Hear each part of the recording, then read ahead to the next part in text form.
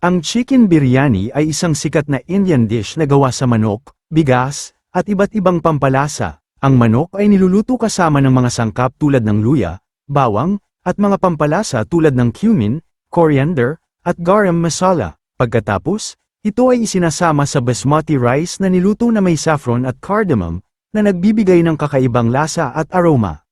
Ang biryani ay karaniwang niluluto sa isang malaking kaldero, kung saan ang mga sangkap ay pinagpapatong-patong at niluluto ng dahan-dahan upang maghalo ang lahat ng lasa. Madalas itong sinasamahan ng raita, isang yogurt-based side dish, at minsan ng hard-boiled eggs at mga mani para sa dagdag na texture at lasa. Ang chicken biryani ay isang masarap at mabangong ulam na patok sa maraming handaan at espesyal na okasyon.